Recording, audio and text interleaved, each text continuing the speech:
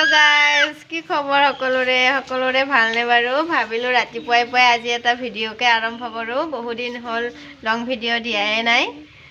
এয়া আপোনালোকৰ সকলোৰে ভালনে বাৰু ভিডিওটি চাব বুলি আশা ৰাখিলো মইনো গাইস যেহেতু স্কুল খোলা নাই এয়া নাটক আটা পাৰা পাৰি হাল্লা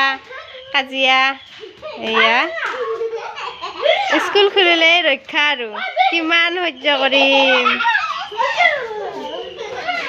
গাইস হালধিৰ পাত নিব আহিছিলো কিন্তু নাপালো এইবাৰ কলপাতে লৈ যাব লাগিব এইবাৰ কলপাতখন লৈ যাও এয়া হালধিৰ পাত আনিব যায় কলপাত পালো আৰু এয়া মেচেণ্ডৰি পাত আনিলো এয়া এইবাৰ কলপাতখন ভালদৰে ইয়াতে ধুই লম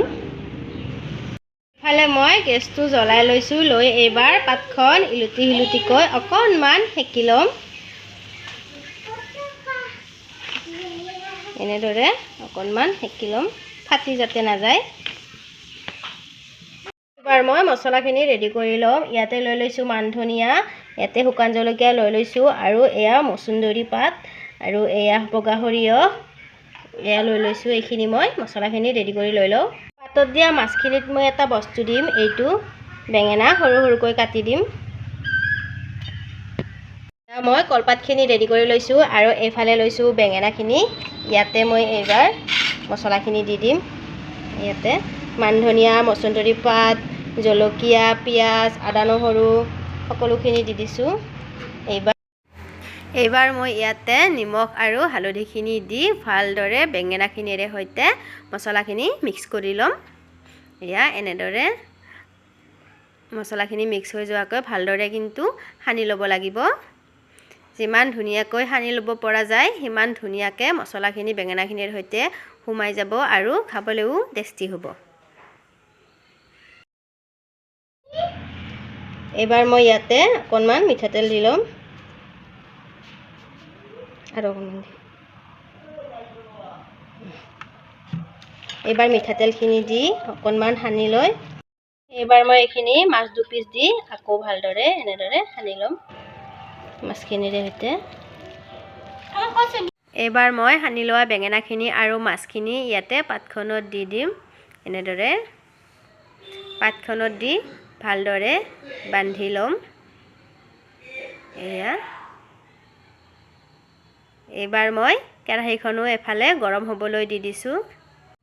এইবাৰ মই কেৰাহীখন গৰম হোৱাৰ পিছত ইয়াতে অকনমান তেল দি দিম তেলখিনি কিয় দিম জানেনে যাতে কলপাতখন কেৰাহীটোৰ তলত লাগি নধৰে হেহে তেলখিনি দি দিম এয়া মই এইবাৰ কেৰাহীখন গৰম হৈ আহিছে এইবাৰ ইয়াতে মই বান্ধি লোৱা মাছৰ টোপোলাটো এনেদৰে দি দিম মই এইবাৰ এইটো ঢাকনি দি দিলো কাঢ়ি ঢাকনি নিদিলো কাৰণ উঠি আহিব এইটো দিলে অলপ এইটো ওজন হয় সেইকাৰণে হেঁচি ধৰিব যে সেইকাৰণে এইটো দি দিছো এনেদৰে মই 20 মিনিট মান সময় লাগিব সিজি লওঁতে 20 মিনিট মান সময় গেছটো লো ফ্লেমত ৰাখি এতে ৰাখি দিম